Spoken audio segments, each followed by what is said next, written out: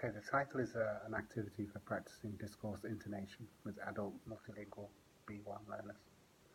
What I'm going to talk about is what intonation is, different ways we can engage with it and teach it, the problems my students have with intonation, and how teaching discourse intonation can help them, and how this activity can help them overcome those problems.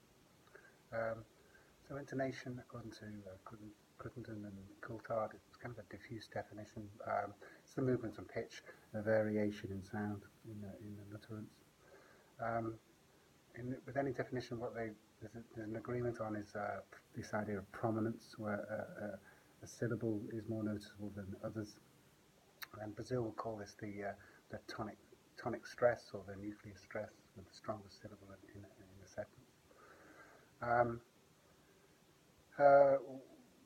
It's important for learners to encounter this. As Jenkins says, non-native, in her lingua franca core, talks about the important elements to teach for intelligibility. Non-native speakers, she says, need to focus on achieving correct prominence on the stressed syllables rather than on the weak forms. And says that putting the nuclear stress, the tonic stress on the wrong word in a sentence can lead to misunderstanding and confusion. So there are different ways of teaching intonation. There are various elements of intonation that provide a variety of functions. And Crystal talks about 6 functions of intonation. Roach talks about 4, and besides grammatical function and the attitudinal function, he talks about the discourse function. He has another one as well, but that doesn't matter. So this discourse function, Brazil talks about intonation as significant only insofar as it contributes to an interactive discourse. So for Brazil, obviously, discourse intonation is most significant and the thing that we teach. In fact, he provides a set of key rules for discourse intonation. He divides speech up into into tone units. Within each tone unit, there being 2 prominences, the onset prominence and then the stronger prominence, the tonic stress, the tonic syllable, which contains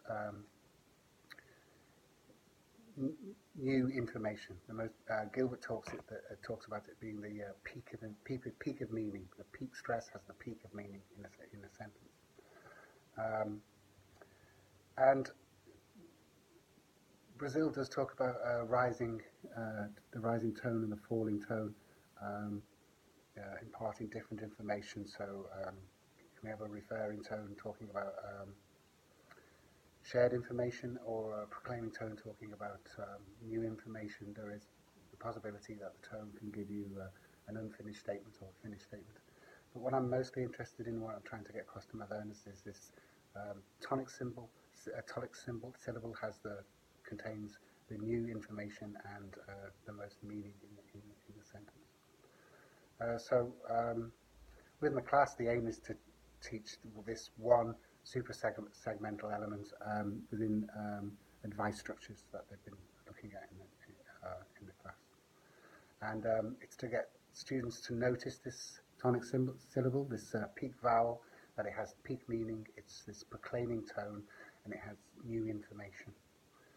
I'm trying to keep, as Gilbert says, keep the load light, so dealing with just one discrete part of intonation, part of discourse intonation. And my students, well, it's a class of about 15. It varies because it's continuous enrollment. At the moment, I have Arabic speakers, Chinese speakers, and Spanish speakers. My Arabic speakers tend to overly exhibit a downward tone, which can make them, particularly giving advice, it can make them sound disinterested or rude, or well, at least that. So they need to learn to modulate from down to up. Chinese is a tonal language, and they tend to have fixed tones, so they need to learn to be more flexible with their tones. And my Spanish speakers, well, it's a syllable-timed language, so they can recognise the different intonation, the different stress within a word because they have stresses, but have more difficulty recognising it over or on a sentence level.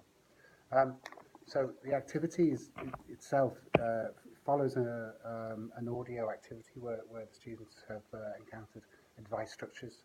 Um, and they're asked to, firstly, as a precursor to the activity, they're asked to revisit to look at the audio script and recognise the advice structures, and then in the 5 they find, they're asked to underline the word they think is the new information being given and the most meaningful part of the most meaningful word of the sentence. As they do that, we board that, and then I ask them to tell me the most meaningful word or the newest information. And as they're doing that, they're stressing the word. The word is dentist, or the word is doctor, or the word is vegetarian. So there's already that stress as I'm underlining it. But we chorally drill those sentences, back chaining them from the stress. But then to get into the activity itself, it's based on punctuation games activity called Contradict Me. Is it Hackett? It's CUP.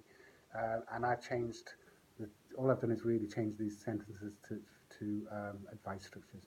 So the students are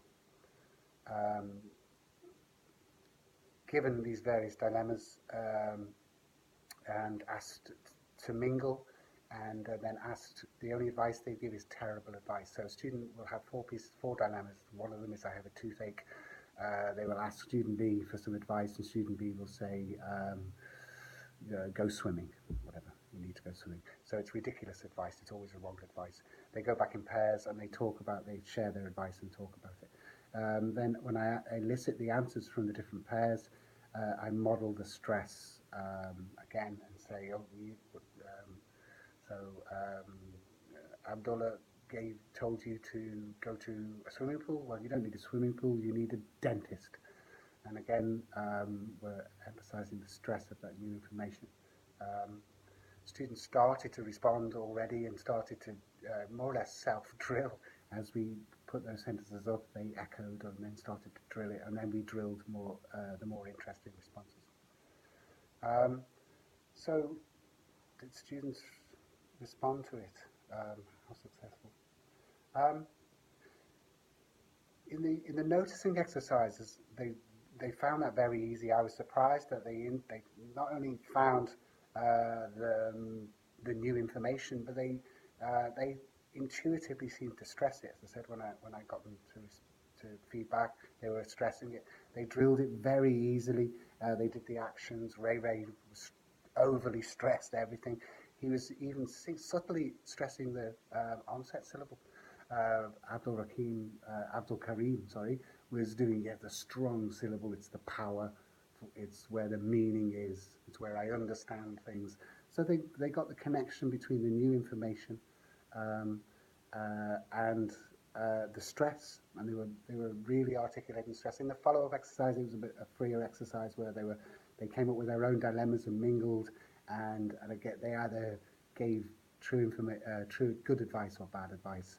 And I started to hear that they enjoyed it. They enjoyed the over articulation of the stress, and they enjoyed the fun element of giving stupid advice.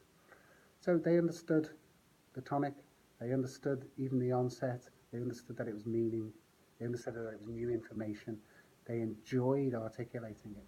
Whether later on they use it, there's real genuine uptake, I don't know. But it might set them up for later classes, more advanced classes, and then they can indeed look at the referring tone, the proclaiming tone in more detail. It might establish a grounding for that.